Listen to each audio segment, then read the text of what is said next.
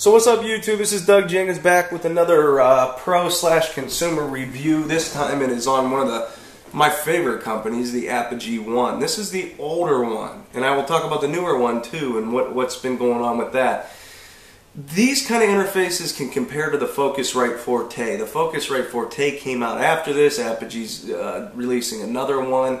What is the functionality of this? First of all, you have a built-in microphone. No need to connect the breakout cable. You can literally record a concept quick and easy with this thing, which is one of the cool things about it.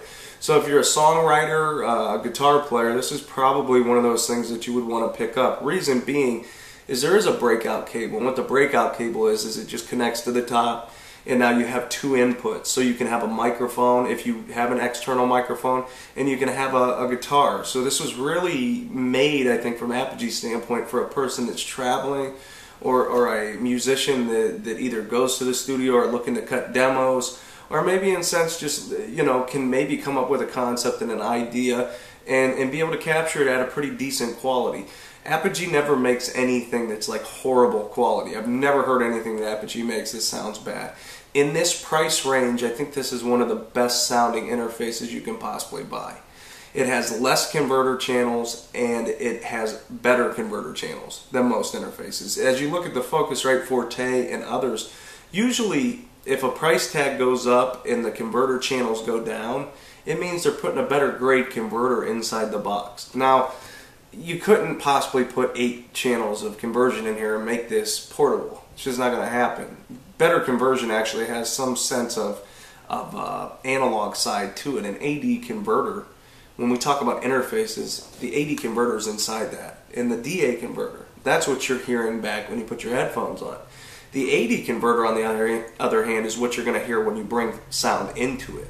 So if you use the mic on the front or if you use the breakout cable with your guitar or whatnot, every interface is pretty much dictated by how that converter works. This one, for the money, is a little bit better than some of the ones that I've reviewed.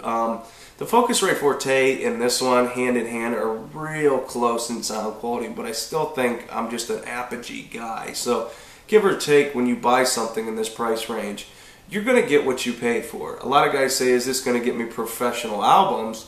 The answer is no, because then you're going to have to acquire the help of mixing engineers and studios like mine, which run the Apogee Symphony I/O, which is a bigger, more complex interface. And it's not, you don't go buy a Symphony I/O if you just got into recording or you're just a single guitar player, unless you do this professionally. This is a professional interface. It is a very more handheld interface. It has a microphone more for portability and flexibility. It's cool for doing videos and stuff, maybe podcasting. It's cool for capturing demos. It's cool for creating your own music and getting to a point where you can hear back what you're playing, a lot more efficient than the built-in MacBook speakers. The newer one now, it can integrate with iPods and iPhones, but this is Mac based. If you're on a PC, I apologize, it's not gonna work with your PC. On the PC side, I do recommend the Forte or something in that range, maybe the RME Baby Face, I think it's called. All these are very, very good for what they do, but I would say this as a pro-consumer style review, this is worth every penny that they ask for it. I think it's a couple hundred, maybe 300 or so, the new one. So if you can grab the new one and you're on Mac, I would highly recommend it if that's your budget. If you're a band looking to record a bunch of instruments at the same time, this isn't the piece you want. This only has 2 inputs, and the output is actually just a little 1/8 inch, where you can get a breakout cable for that too and turn it into a stereo, so you could use it with your speakers.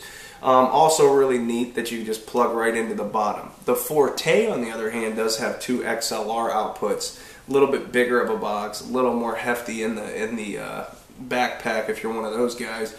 So the cool thing is all the functionalities right from the front knob by clicking.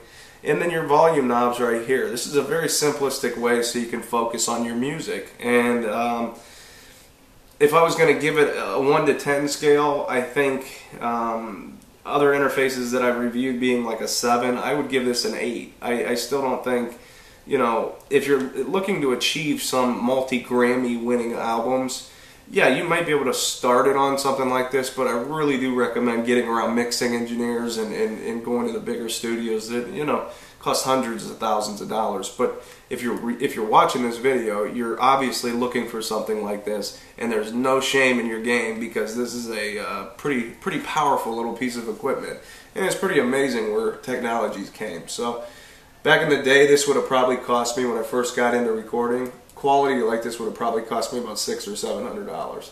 So for $200 to $300, jump all over it.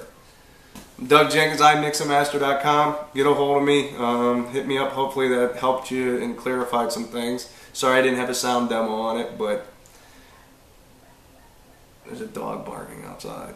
We'll get a sound demo going on sooner or later.